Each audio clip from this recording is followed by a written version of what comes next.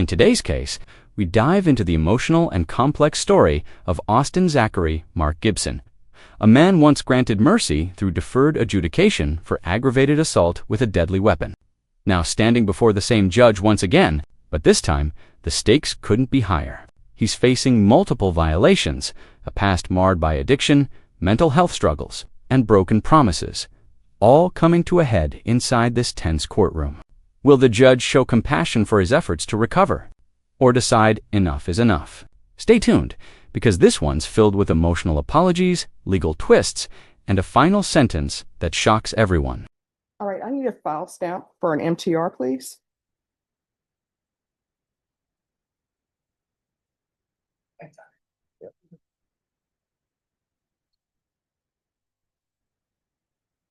So the last time we were here, on September 29th, he pled not true to violations 1 and 1. So is that still the case? No, Your Honor. My client wishes to change his plea to true to both the allegations. All right. So we're going to go on the record. The court is calling 2019 CR 8096 State versus Austin Zachary Mark Gibson. Can I have parties announced for the record for the state? Lauren Espinoza. Andrew Fraley for the defendant. And are you Austin Zachary Mark Gibson? Yes, Your Honor. Did you review the document entitled Motion to Enter Adjudication of Guilt and Revoke Community Supervision with your attorney? Did you understand it? Yes, Your Honor. Are you the same Austin Zachary Mark Gibson who was placed on deferred adjudication in 2019 CR 8096 for the offense of aggravated assault with a deadly weapon on February 21st, 2020 for a period of 7 years? Is that you? Yes, Your Honor. All right, state. Your Honor, violated condition number 1, on or about the 31st day of August 2025 in Bexar County, Texas, the defendant, Austin Zachary Mark Gibson, committed the offense of criminal trespass in violation of condition number 1. How do you plead to that? True.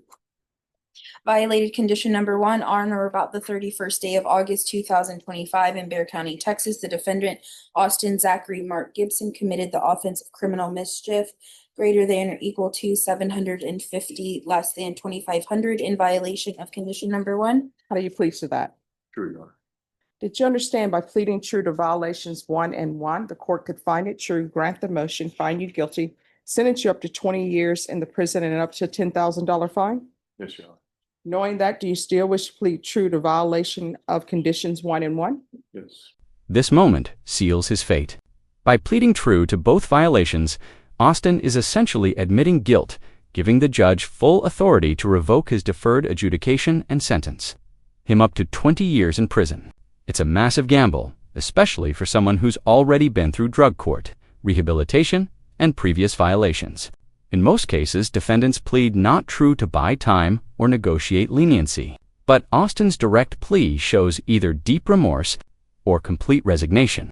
Question for you. Do you think admitting guilt early earns mercy from the judge, or does it just make sentencing inevitable? Drop your thoughts in the comments, because what happens next might just answer that question. Court will find violations of conditions 1 and 1 true. State, what are you recommending? Your Honor, at this time, state is recommending that you grant state's motion to revoke, enter an adjudication of guilt, and sentence to 7 years in prison. And defense, what are you requesting? Judge, we're requesting to continue. My client would like to address the court. All right, can you raise your right hand?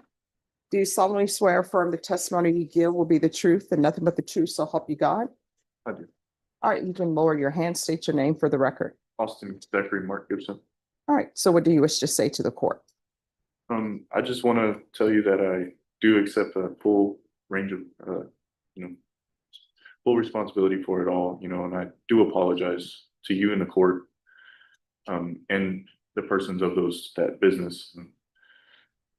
I did react like this due to, lack of consistency on my medications. I do ask that I can get the help, to get this correct. I have a meeting scheduled with Miss Amanda at CHS. I apologize. I'm going to ask a couple of questions and go back. Before we talk about Amanda from Center for Healthcare Services, talk about what happened. You said you were inconsistent on your medication. Yes. You want to be more specific? A lot of the inconsistencies would be, getting up very early for work like 3 a.m. I wouldn't, out, just pack my lunch and out the door. And being there's time that my phone isn't charged or plugged in, or even the noise, because my little girl would like to grab my phone. So, And so you basically stopped taking medication. yes. And ever since you got clean and sober, when did you get sober? I've been sober for. Here's where things get complicated. Austin admits that he stopped taking his medication, not out of rebellion, but because life got in the way. Early shifts, family distractions, financial strain, all of it spiraled into inconsistency and instability.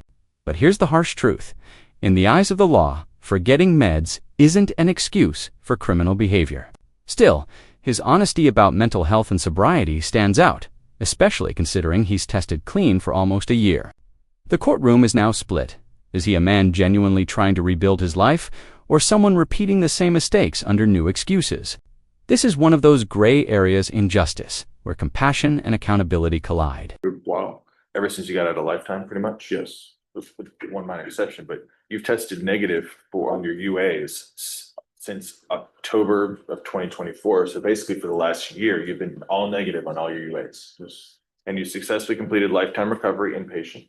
Yes, sir. Successfully completed SATF before that. Yes. You had done the outpatient program before. Yes. Completed your UAs in the last year successfully. Done private outpatient with Lifetime, is that correct? Yes. And you're behind on your fees though, is that correct? Yes. But I do have employment. Yeah, but go ahead. I do have employment that I can catch that up. I did have a vehicle that had a lot of issues, and it took a lot of my money, and that's why I couldn't stay consistent on the payments. But this job that I do know is a second chance employer. They have accepted me for employment. And so since you got off your medication, that's the real problem you're having. Yes. And what happened with this specific incident? It was just time of day. It was hot. I just got frustrated. I outlashed towards just an inanimate object rather than a person, and broke the fence. And I was looking for water for my radiator because I thought it was the radiator that had failed, but it was the water pump. So I tried to put water into the reservoir so that it could feed back into the radiator, but I didn't find nothing but like maybe a quarter of a cup. But what happened was you were trying to fix that. Yeah, I wanted to fix that, and I couldn't find a water faucet that worked. So I said, "Oh, you know what? I already broke the fence. Let me go to the roof. Let me see if I can find a run valve for the HVAC system." Well, I found one. I tried to turn it, and it didn't work. So when I stood up, I slipped and I kicked the piping right there. And what does that have to do with you being off medication? Talk to the judge about that. That's just me. My mood swings have been. It's been a lot of up and down, and I never really understood how to talk to anybody about that. I would like to try to talk to my team there at the Center for Healthcare Service, but when I do call, a lot of the numbers, either when I call they answer and hang up, or it sounds like a fax machine, like a beep boop beep boop boop. I have a question. Yes, sir. You've been before me previously for a violation of condition number 1. Yes. And whenever there's a violation of condition number 1, that's a new charge. So what was your previous violation of condition number 1 for? I can't recall. All right. Could somebody look that up and tell me what that previous number 1 was? Because once you had a violation of condition number 1 for that time, the court denied the motion, and that's when you got sent to lifetime recovery. And the motion was withdrawn. So there was a previous number 1. Yes, what was the previous number? In 2023, the new offensive assault was withdrawn on 2023, and conditions were amended to include drug court lifetime recovery. All right. So that was an assault. And who was the complainant in that assault? It was my wife, The name? Claudia. Russian. Yes. And now I have a letter, defense exhibit number 1, with her saying, there were some issues between you as far as you're not doing your medications. Yes. All right, continue. I'm just trying to get the sequence of events in my head, all right? And it's just been there's not much else I could say about it. It's just, I've had a lot of, problems within myself trying to find, either courage or, cry out. I'm not sure, but I didn't know that I could even come to you. A lot of people told me in the jail that I could ask you. No, for the because help let me too, just but- tell you, let me stop you right there. You're saying that you can't come to me? I No, don't believe that. And let me tell you why I don't believe that. And your counsel will tell you this. Everyone in this court who is placed on probation, I let them know. If they have an issue, let their officer know. If they feel as their officer is not addressing it, then you can come back to me. And every time that somebody's had a motion to revoke, if I've continued them, I tell them that. So don't start with, I didn't know I could come, because that's not true. yes.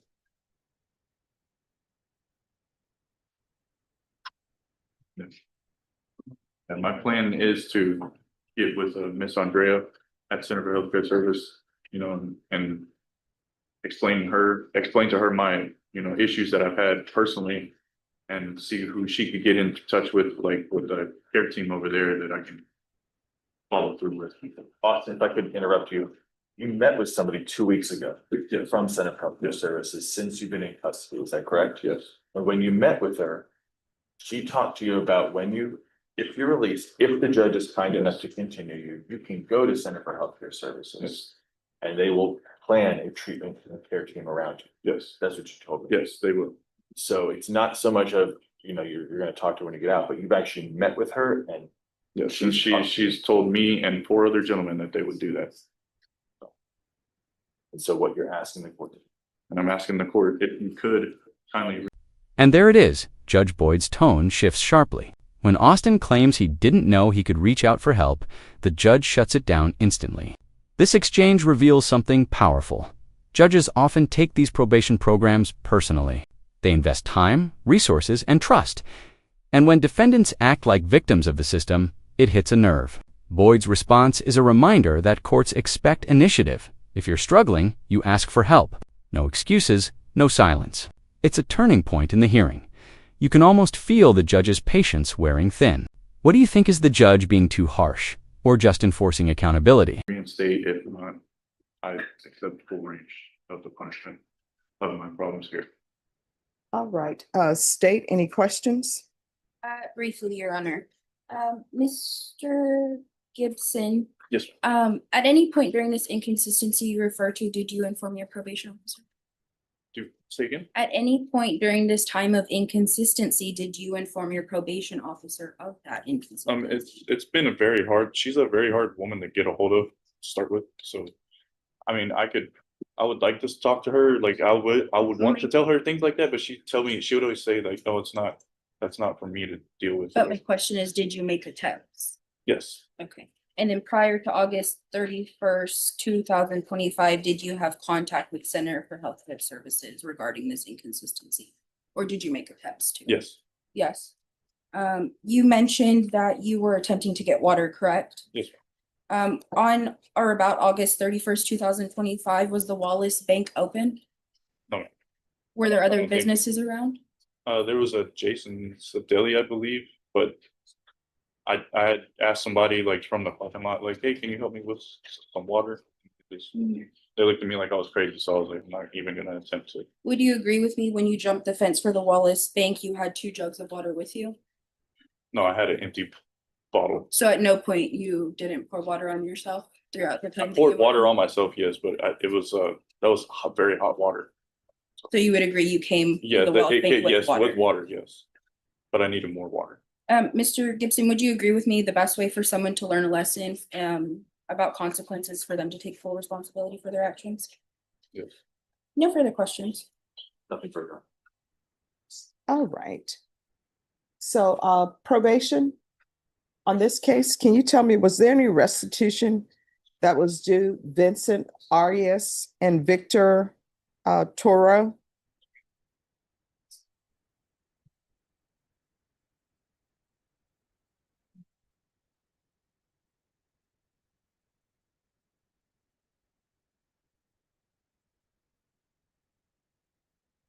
All right. So, Mr. Gibson, what I can tell you is I read the letter from Miss Rushing. There is nothing else I can do to help you. And let me explain to you why. This is not your first motion to revoke. And each motion to revoke that you've had with me has been your having a new case. So the first time, you're of course on deferred adjudication for aggravated assault with a deadly weapon. And the first time was an assaultive case against, you say, your current wife. And that motion was withdrawn. I'm assuming it was withdrawn because maybe she didn't want to come forward, or maybe there wasn't enough evidence. I'm not saying either way. I'm just saying that with regards to that, that issue was addressed by withdrawing the motion. And when that motion was withdrawn, the first thing was a referral to felony drug court. And if you were not accepted there, a referral to lifetime recovery. And before that, you were sent to SATF. So there is, and then, well, actually, you've had more than one motion to revoke. So you had a motion to revoke in 2020. That was a violation of condition number 1. The court found that true after your plea of true. You were denied an alternate amended with a TAP evaluation follow recommendation. Then on November 2020, you're like, hey, I'm ready for treatment. Let me do it. And I said, okay. And that's when you were with your new wife, and there was supposed to be no harmful or injurious contact with her. And then after that happened, then there was a motion to revoke that was withdrawn, and they alternately amended conditions to include no contact with Claudia Rushing. And here we are with another number 1. And based upon the state's cross-examination and your answers, this wasn't about your seeking water. You had 2 jugs of water, and you actually poured water on yourself instead of pouring it in your vehicle. So as previously stated, the court is finding 1 and 1 true. The court is going to find you guilty. The court will revoke you. There's an affirmative finding of deadly weapon. There's to be no residing in any household with minors. Why is that? There is to be no unsupervised contact with minors.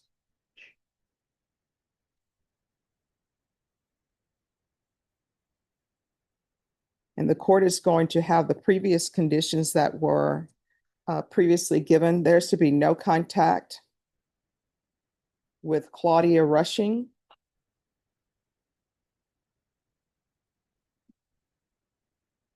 Vincent Arias.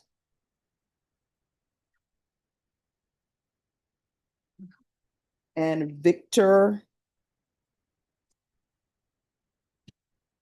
Toro.